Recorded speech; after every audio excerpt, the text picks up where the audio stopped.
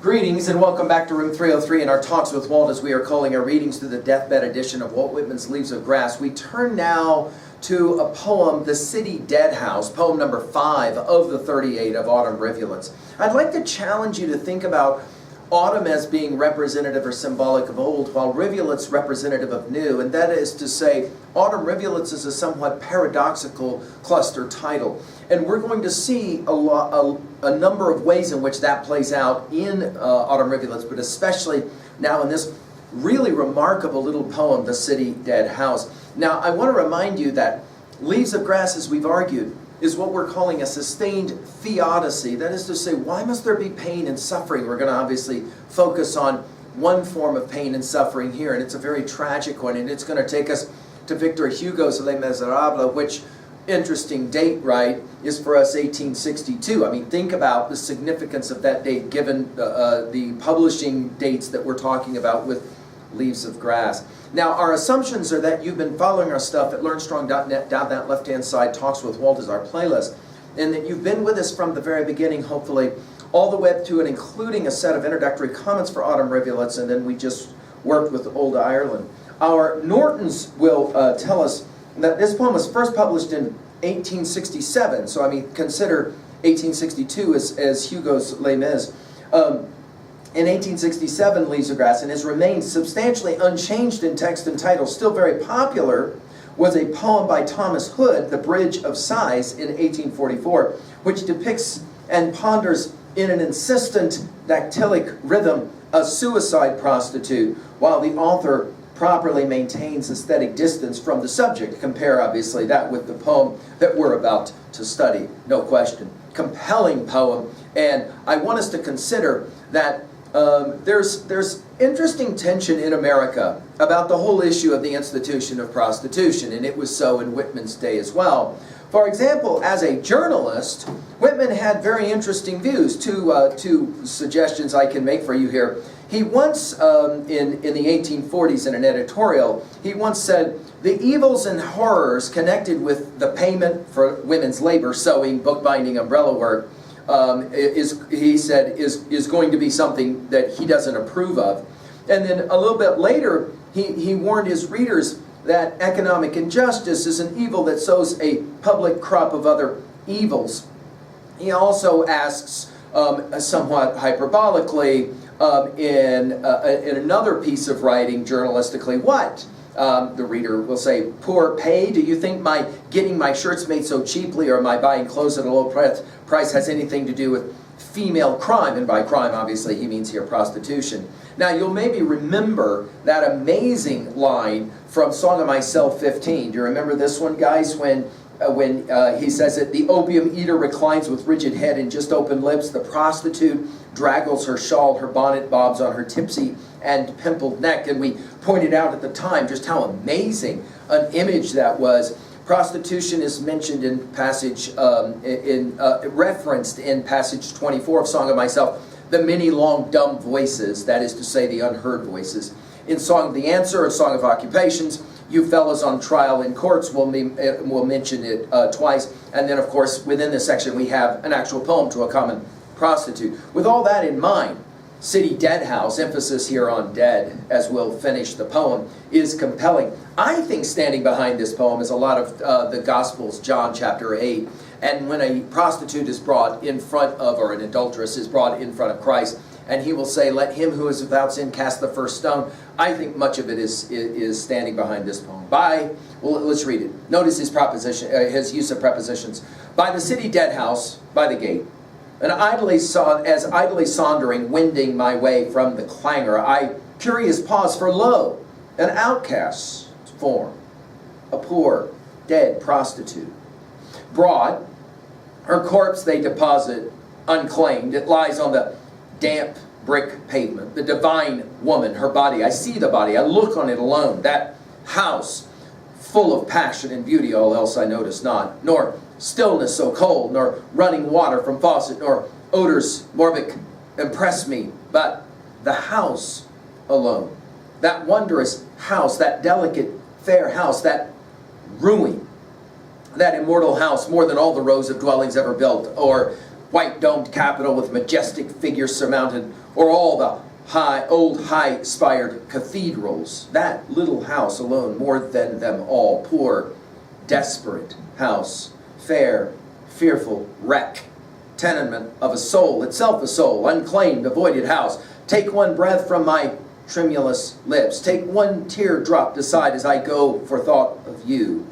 Dead house of love, house of madness and sin, crumbled, crushed, house of life, erewhile talking and laughing, but ah, poor house, dead even then, months, years, an echoing, garnished house, but dead, dead, dead. The repetition, of course, of the word dead and the word house sets up this amazing poem. But often missed is the first two words of the title, the city. I think it's significant that Whitman is making social commentary here, and this will sound very much like, for example, the work of Blake and Songs of Innocence, Songs of Experience, and we've given lectures any number of times on Blake's work. Think about, for example, The Chimney Sweeper and the way in which that certain kind of voice that is powerful social criticism, and I think this is why we have to keep reading the poems of Leaves of Grass, because this is a timely poem in so many ways. Notice we begin by the city dead house by the gate. In other words, I'm out, I'm walking around. Notice this, idly sauntering. Go back to Song of Myself 43 to find this use of idle. Idly sauntering, you'll remember this in Poets to Come. These I singing in spring, we'll also use this word sauntering. It's the very first word of Faces, and we will meet that later. Wending my way, the Centurion story uses this word wending. In other words, it's kind of ambling along. From the clangor is interesting. We'll pay attention to the use of that word a number of different ways in Leaves of Grass. Asked after the dazzle is one of the places where we find it. And then the use of that word curious. Curious. I told you, I think that's a central word to Leaves of Grass. In other words, Whitman is curious about everything, including this tragic scene. Pause. For lo, he'll call, of course, this an outcast form, which I think takes us back to John 8 of the Gospel account. A poor, we'll get back to poor here in a little bit at the end when it's poor house, dead prostitute brought. Of course, the obvious question is brought by whom? Right? Because dead people don't deliver themselves. Her corpse, they deposit, right? That is, who is this they? I think it's back to the city. Unclaimed. We'll get this unclaimed later one more time. It lies on the damp brick pavement. In other words, totally uncaring. No one cares that this woman has died. But he calls her a divine woman. And I think, again, it takes us back to John 8. Her body, I see the body. I look on it alone. And then from here on, the body and house will be played with. I think it's compelling the way he plays this game. 12 times now, the use of the word house will be used. That house, once full of passion and beauty. In other words, now we're back to this idea of autumn rivulets. That is to say, what is now old and destroyed once was a rivulet, once was a river, once was passion, beauty. And then he says it again, all else I notice not. In other words, I am looking at this woman, he says, as what all of us should look at her as a beautiful divine woman, right? That house once full of passion, beauty, all else I notice not. Nor stillness so cold, we're back to the damp brick pavement. Nor running water, think of rivulets as he uses this, from faucet, nor orders more may compress me. In other words, I'm not interested in the other parts of the dead house. I'm interested in this. By the way, this idea of referencing Morbic will take us back to drum taps and the power of technologies and all of that. But the house alone, we're to that word again. That wondrous house, notice his use of the word, or his use of the dash here is compelling. That wondrous house, that delicate, fair house. Of course, delicate is a favorite of Whitman's in Leaves of Grass. That ruin, and notice 3 now exclamation points. That ruin. In other words, for Whitman, it's tragic that this woman and her life and her house has been so carelessly cast aside, right? The ruin. He'll call it that immortal house, which is obviously an amazing paradox, right? That immortal house, more than all the rows of dwellings ever built. That is to say, the city. And of course, normally where the poor live. Now he's going to get a little bit stingy here in regards to politics and religion. Or, notice he calls it white domed capitol with majestic figures surmounted. In other words, We like to think of America as the place where the White House is, or all the old, high-spired cathedrals, or the place where all these amazing churches are. But obviously, we got a different house. It's that little house. And then he uses the word alone. Notice how he keeps using this word alone. More than them all. In other words, way more important than politics, way more important than religion, is this divine woman. Poor, desperate, of course, makes all the sense in the world, right? Desperate has been used 11 times in Leaves of Grass up to now. Desperate house. Fair, fearful, hear the F sounds, wreck. So it goes from ruin to wreck. Tenement of a soul takes us back to Song of Myself, passage 48. I've said that the soul is not more than the body, and the body is not more than the soul. Itself a soul. It's a compelling idea, right? To play that game of body versus soul. He makes the observation, who cares? Who cares whether we're body and soul or soul and body? It doesn't matter. I mean, what about this woman? What about her, this divine woman? Notice again, unclaimed, avoided house. And then again, the dash. The use of the dash here will take us obviously to our study of Emily Dickinson. It's brilliant. And then he says it, take one breath from my tremulous lips. It's as if he could, it's as if he's almost like Christ-like in this regards. I wish I could resurrect her, you know. And then we're going to get this amazing idea of possibly even a kiss. Take one teardrop aside as I go for thought of you. In other words, it's tragic. It's brutally tragic that this woman just dropped off. She was used. Then she's dead. And no one seems to care. Dead. Notice 5 times now to finish. Dead house of love. And it's interesting the use of the word love here. Is he talking sex? Is he talking genuine love? His own adoration for this divine woman, although now it's obviously a moot point. House of, this is interesting, madness. And Whitman was very tuned into the idea of mental health, especially as it related to the disenfranchised and the poor, as obviously if you read the Gospels, Christ is clearly very interested in the way those two things often do go together. And then the use of the word sin, which is fascinating because sin, the word, doesn't get used very often. In fact, this is the 3rd time in all Leaves of Grass up to this point. I find it fascinating that the word sin and the word sing, which is one of the most popular words in all of Leaves of Grass, is going to be playing off of each other here. And the fact that sin doesn't get used very often, you'll maybe remember that we had sin used in Song of Myself 41, on account of lands, singer in prison. We're going to hear it several times. Star of France. We're going to hear it interestingly, the word sin's going to get used more in autumn rivulets than anywhere else before in Leaves of Grass. Notice crumbled, crushed. Notice these repetitions of these amazing first lettered words. Right? Crumbled, crushed, house of life, which is interesting given that she's dead.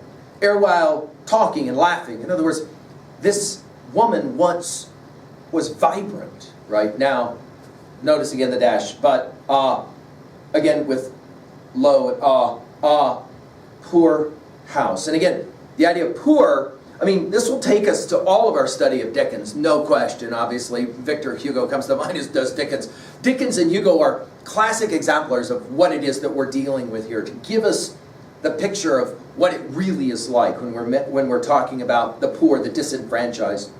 Poor house, dead even then. It is a compelling line. What it seems to suggest is that this woman, even when she was laughing, even when she was talking, even when she was alive, she was already dead. Because of poverty, of course, we'll have a lot to play into this idea of social criticism. Months, years, an echoing, garnished house, but dead, dead, dead. This takes us, of course, to "O Captain, my Captain," and the sorrow, the lugubriousness of that poem as it relies on "Fallen on the Deck, Dead." Here, notice the repetition of "dead, dead, dead," which some have pointed out is almost like a bell, almost like a clamor, a bell, right? That is the taking us back to John Donne's classic in Meditation 17, right? Do not ask for whom the bell tolls, it tolls for thee. And I think that Whitman is acutely aware the message that he's trying to send. Well, let's kind of finish now at 2A with messages. I think the point here that he's making is two parts. One, all people are worthy of respect regardless of birth, origin, socioeconomics, and the like. I think the other message is we have a tendency to not see these people, or to be somewhat cavalier. Wow, she was just a prostitute, what difference does it make? And I think Whitman is trying to jerk awake his own readership, and I think it continues to resonate as we read a poem like this. At 2B, I'm blown away by his word choice, his use of the word house, his use of the word sin, his use of the word dead. All of that for me is quite remarkable. At 3A, I've mentioned, obviously, Hugo's Les Mis in 1862. Obviously, Dickens comes to mind immediately. We think of so many of those characters where Dickens will play that game of as well, showing us what it looks like. Finally, at 3B, what are your thoughts about this? In America's, how can we say this, love-hate relationship with prostitutes? We go back, of course, to Richard Gere, Julia Roberts' classic Pretty Woman from 1990, and the ways in which so many people pointed out how that film resurrected certain kinds of questions, serious questions about the disenfranchised and those who are somehow looked past in our culture. What is for you the texts that come to mind here that resurrect this? Finally, a question: can we as a country ever fully respect those who are the most outcast, the poor, the disenfranchised? And do you think that our study of Leaves of Grass can help us to see everyone with new eyes? Certainly, I think that's what Whitman wanted for us. Thank you.